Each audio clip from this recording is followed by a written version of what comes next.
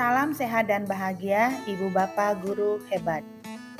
Berikut aksi nyata yang saya buat berdasarkan modul 1.1 Refleksi Filosofis Pendidikan Nasional Ki Hajar Dewantara. Dalam modul 1.1 ini saya mempelajari beberapa hal. Yang pertama berkaitan dengan tujuan pendidikan Indonesia, yaitu menuntun segala kodrat yang ada pada peserta didik agar mereka dapat mencapai keselamatan dan kebahagiaan yang setinggi-tingginya. Kita harus dapat memahami kodrat alam dan kodrat zaman peserta didik kita. Kodrat alam yaitu kondisi peserta didik kita sejak lahir yang dipengaruhi oleh kultur budaya dan lingkungan tempat peserta didik kita berada. Sedangkan kodrat zaman adalah perubahan yang selalu terjadi dari waktu ke waktu. Dalam filosofis pendidikan Ki Hajar Dewantara ini juga menekankan pendidikan yang berpusat pada peserta didik. Bagaimana cara kita menuntun peserta didik kita? Yaitu dengan menebalkan laku mereka, diawali dengan memahami kodrat alam atau sifat karakter yang mereka miliki dan kodrat zaman mereka. Kemudian kita mengidentifikasi potensi atau bakat yang mereka miliki dengan cara melakukan pendekatan personal dan komunikasi terhadap peserta didik dan orang tua. Kodrat alam, maka sudah sewajarnya kita membimbing peserta didik kita agar memunculkan bahkan menonjolkan sifat-sifat baik yang mereka miliki, dan kita berusaha menyamarkan bahkan menghilangkan sifat-sifat buruk bawaan peserta didik kita. Kodrat zaman ini maka kita harus memahami peserta didik kita berada di zaman sekarang, yaitu zaman era digitalisasi, di mana mereka dapat dengan leluasa mengakses segala ilmu pengetahuan dan informasi dari media sosial. Maka kita sudah berkewajiban mendampingi mereka agar mereka tidak salah arah dan membekali dengan budi pekerti yang luhur melalui kegiatan pembiasaan yang berkarakter. Bagaimana perasaan saya setelah saya melakukan refleksi modul 1.1 ini?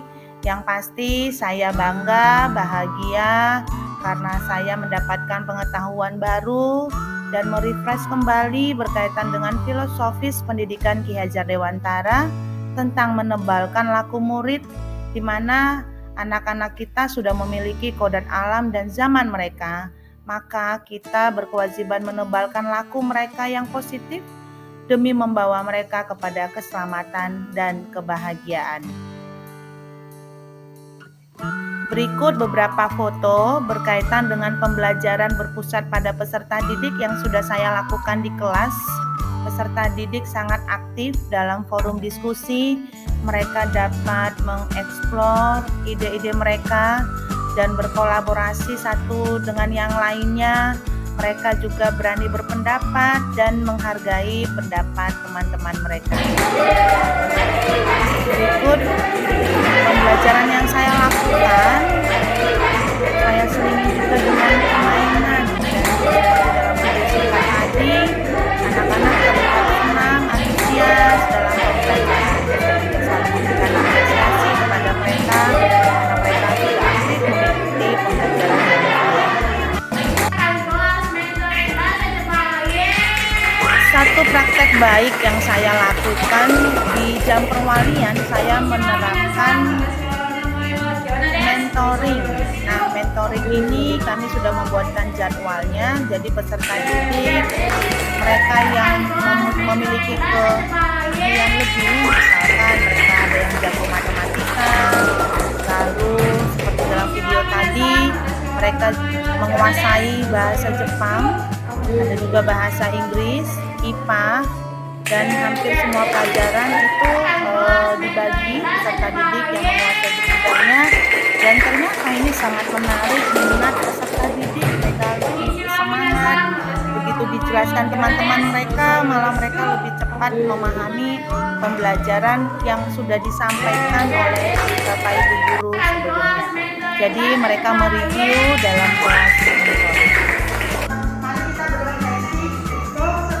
saya juga melakukan pengimbasan modul 1.1 bersama rekan kerja saya, Bapak Ibu Guru di SMP Tarakanita 4. Itulah yang perlu kita identifikasi, kita dampingi, sehingga kita bisa mengembangkan karakter baik yang mereka miliki. Lalu kita juga membekali mereka dengan budi pekerti yang luhur melalui kegiatan pembiasaan yang kita lakukan.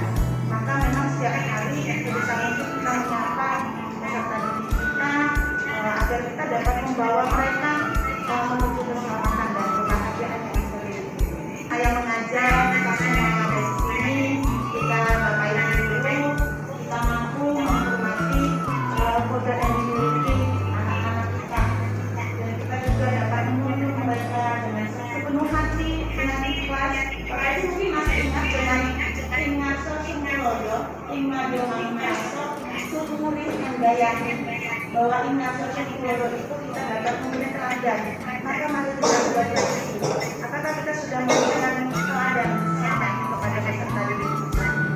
Mari kita berefleksi. My name is Katie. I'm from Berikutnya testimoni dari peserta didik.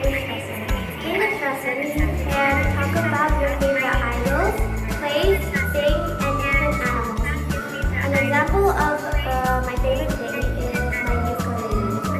My name is Katie. I'm from Seventh Salvation, and I'm here to talk about my English lesson. English lesson. Dan berikutnya testimoni dari salah satu rekan kerja saya bersama Bapak Victor, guru matematika. Saya akan testimoni terhadap pembelajaran yang dilakukan oleh matematika.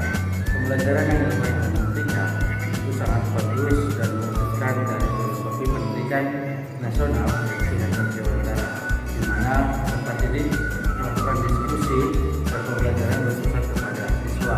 Begitupun ketika melakukan penjelasan kepada kami guru-guru bagaimana kami menerapkan pelajaran tersebut kepada anak-anak, dan kami sudah menerapkan di sekolah kami. Demikian hasil testimoni saya. Terima kasih. Selamat pagi. Demikian aksi nyata yang saya buat. Salam sehat dan bahagia Ibu Bapak Guru hebat. Mari kita terus belajar dan menjadi agen perubahan demi kemajuan pendidikan nasional. Dan kita mulai dari diri kita sendiri dan sekolah kita. Terima kasih dan Tuhan memberkati.